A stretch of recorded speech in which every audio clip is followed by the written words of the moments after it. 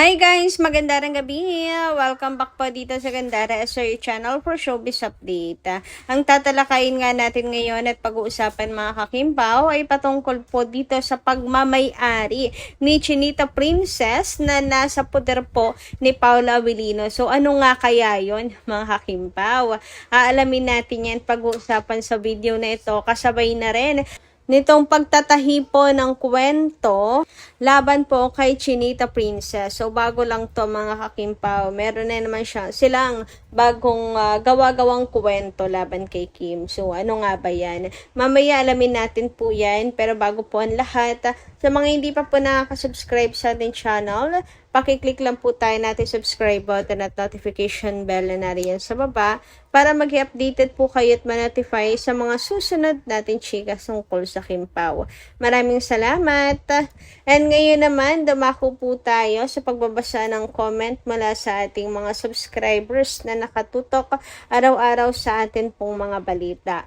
So, bilang pasasalamat, narito hayaan yung basahin ko ang comment ni Ma'am Virgie Gatchilian at Miss Josephine Celis.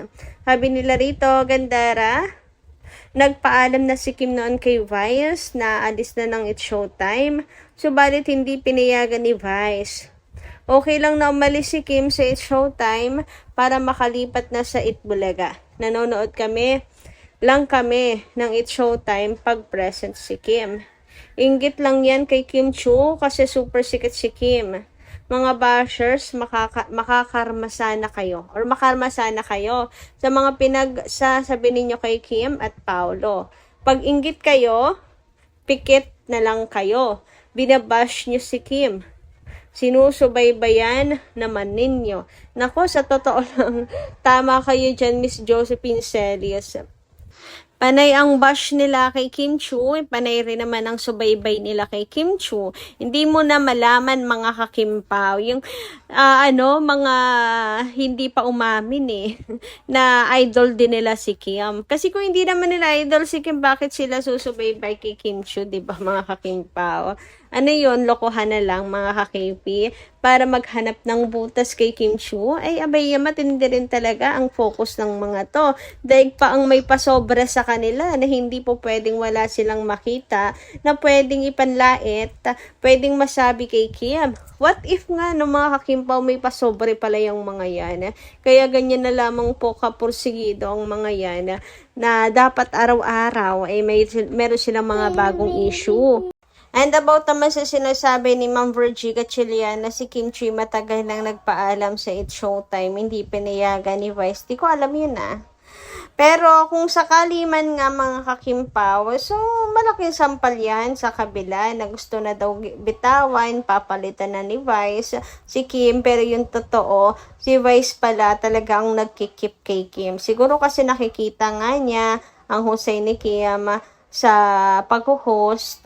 Nagkakamali lang talaga, pero hindi naman kasi may iwasan yun. Si Vice nga, ilang beses na yung na-call out mga kakimpaw diba? Pero andyan pa rin naman siya. Samantala, dumako naman po tayo sa mga topic na pag-uusapan natin para po sa hapong ito or gabing ito na mga kakimpaw.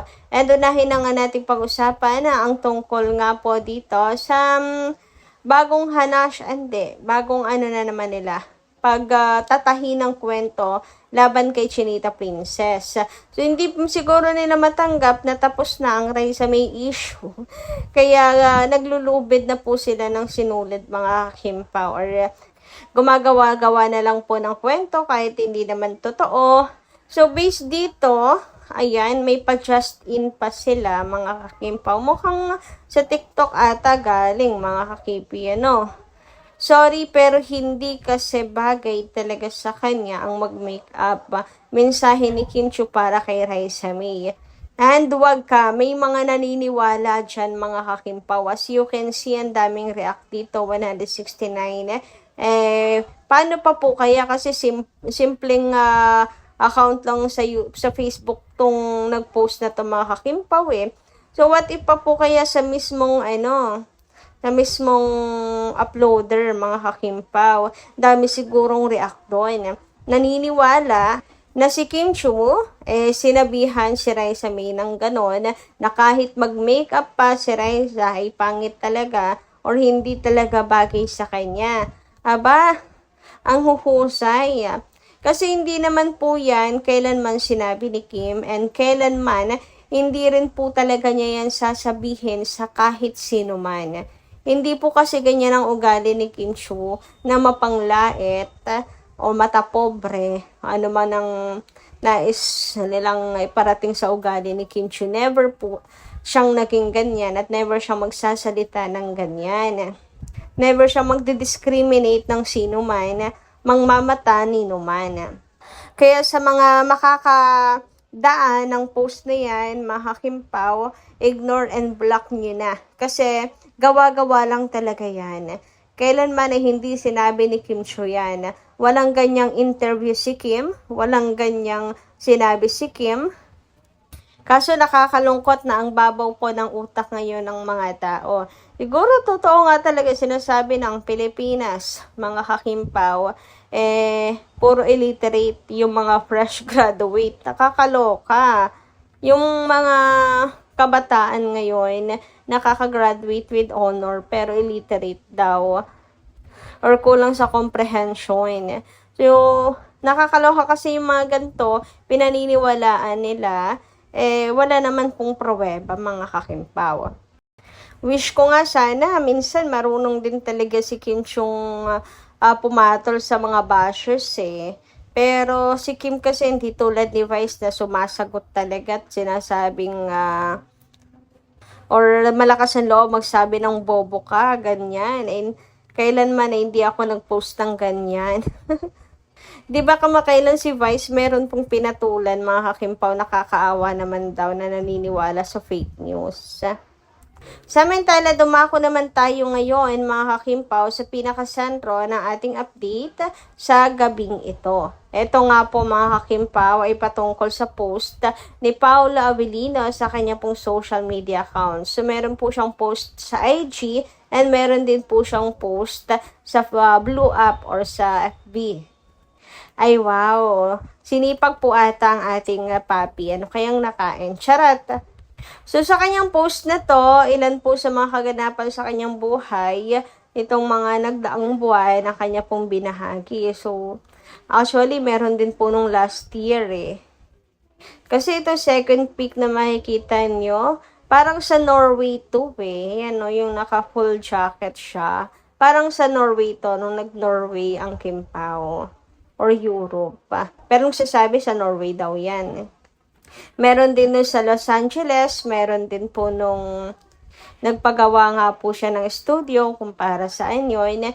And ang isa po sa talagang nakaagaw din ng atensyon ng Kimpawlandia, bukod po sa picture ni Pau with Aki, ay etong larawan na yan na makikita niya sa inyong mga screen.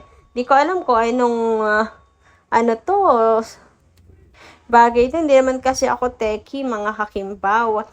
Pero, sa ibabaw kasi, mga kakipi, makikita nyo ang isang cellphone And nakikilala po ng lahat ng Kimpawlandia kung kaninong cellphone yan. Kaya naman talagang umagaw po yan ang atensyon ng lahat. So, malinaw na always talaga silang magkasama. Kahit siguro busy si Pau sa studio or sa kanya pong company sa Lupon, kasama pa rin si Kim Chiu. Kita nyo yan, mga Kakimpaw, mukhang bisihan si Pau sa kanyang studio, pero nandyan ang phone ni Kimi. Yes po, phone ni Kimi. Baka kasi meron dito, mga Kakimpaw, na naligaw, no, at hindi alam na phone niya ni Kim Chiu, kasi usually pink yung gamit ni Kim. Hindi po, phone din po yan ni Kimi. Kung hindi ako nagkakamali, regalo yan ni Paula Avellino sa kanya.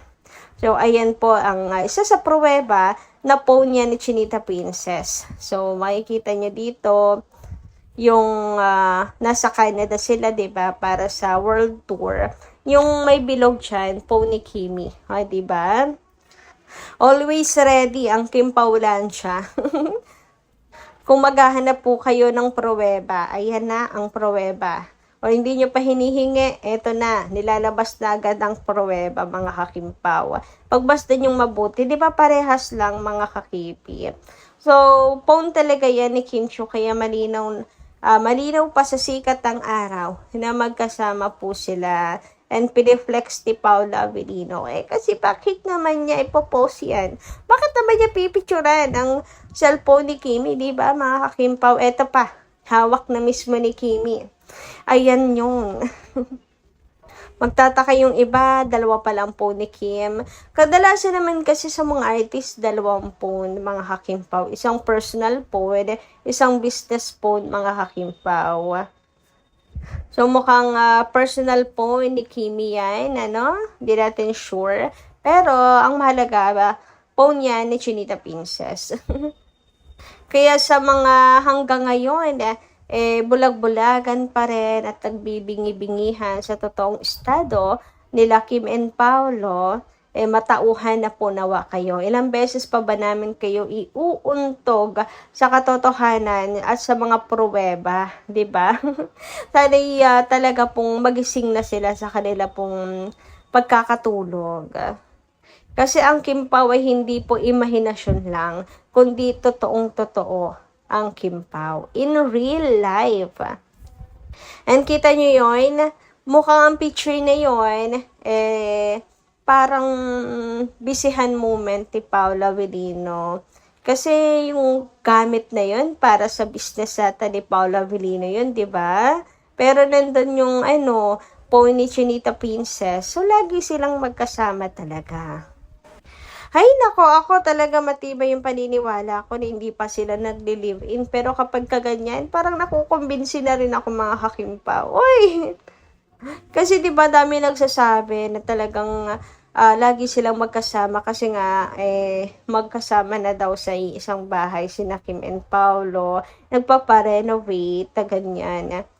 So as much as gusto kong panindigan ang paniniwala ko na hindi si Kim makikipag-live-in hanggat walang kasal, mukhang nagbago na siguro ang isip ni Kim Chiu. Kasi habang tumatagal naman mga kakimpaw, nagbabagong ating pananaw sa buhay. Abay mukhang may chance nga, mga kakimpaw, na may katotohanan yung mga chika-chika na yun. Pero syempre, hanggat wala pa pong ebidensya, hanggat wala pa pong pruweba o pag-amin sina Kim and Paolo, mananatiling chismis pa rin yan. So kayo guys, anong inyong masisay po patungkol dito? Pa-comment na nga lang po dyan sa baba. And hanggang dito lang po muna ating update. Maraming salamat po sa inyong pakikinigan. Kita kasi po muli sa susunod dating ayuda. Maraming salamat at ingat po palagi.